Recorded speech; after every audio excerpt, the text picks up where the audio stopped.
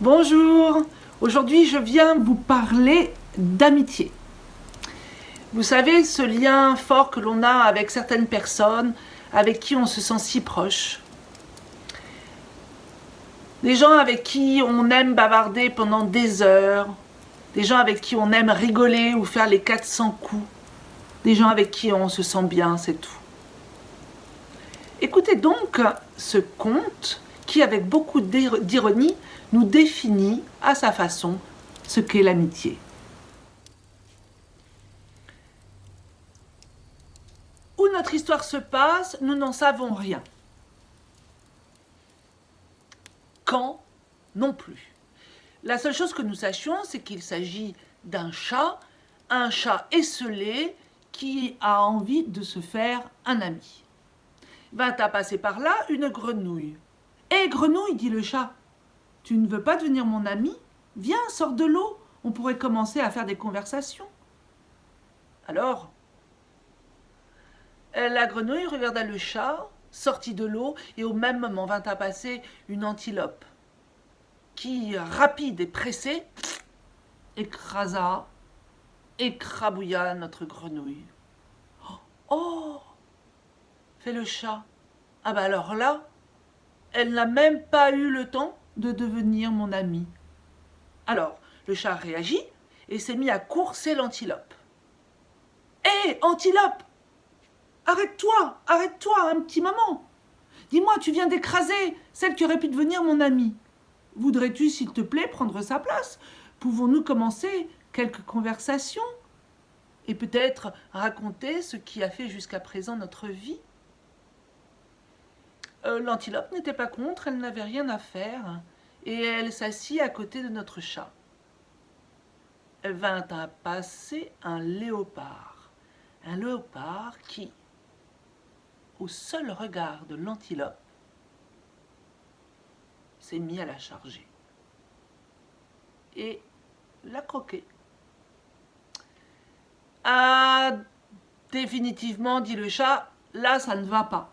Voici que je pourrais peut-être proposer à ce léopard de devenir mon ami. » Le léopard, qui était en train de déchiqueter l'antilope, s'arrêta dans son festin et dit au chat: « Eh bien écoute, pourquoi pas, nous avons, c'est vrai, des histoires de félins à nous raconter. » Alors, le léopard, après avoir fini son repas, s'assied à côté de notre chat.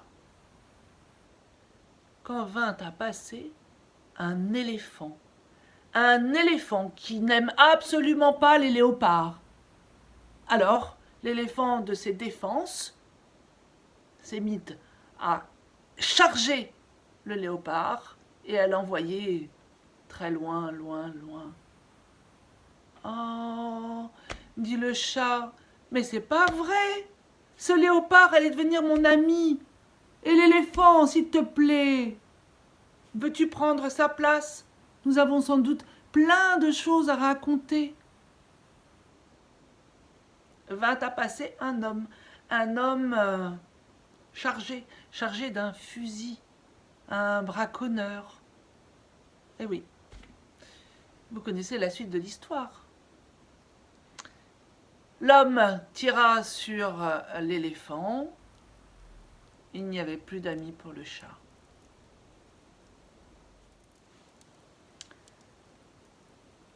Le chat, désabusé, se met à suivre l'homme jusqu'à son village, tout en se disant qu'après tout, cet homme était sans doute le plus fort de cette jungle. Armé, jamais il ne pourrait rien lui arriver, et il ferait de lui un merveilleux ami. L'homme et le chat arrivent donc au village. L'homme est reçu par sa femme. « Eh bien, qu'est-ce que tu faisais? Où est-ce que tu étais ?» L'homme, éreinté, commence à expliquer à sa femme qu'il a chassé, qu'il a tué un éléphant. « Mais il est où cet éléphant ?» dit la femme. « Tu veux aller me le chercher maintenant ?»« Oh non, pas maintenant, dit l'homme. S'il te plaît, je suis fatigué, trop fatigué. J'irai le chercher demain. »« Mais qu'est-ce qu'on va mettre dans la soupe ?» dit la femme, complètement énervée et excitée. « Va me chercher tout de suite cet éléphant, que je puisse faire de quoi manger. »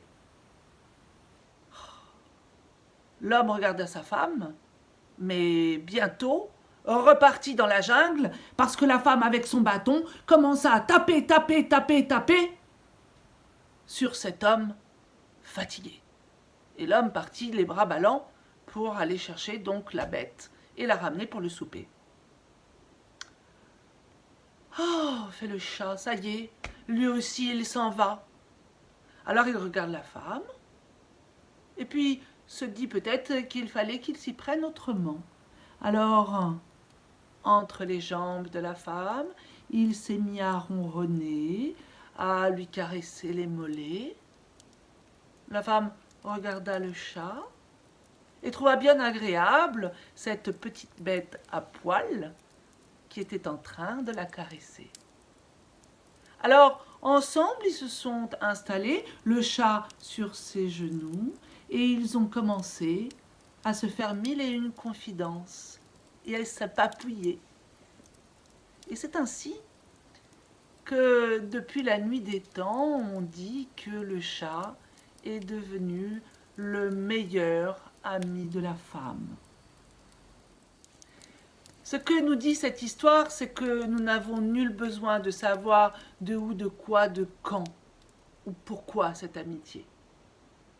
Ce qu'il nous reste à faire, c'est d'accueillir l'autre tel qu'il est et de donner toute notre énergie pour faire grandir, fleurir ce lien si particulier qu'est l'amitié.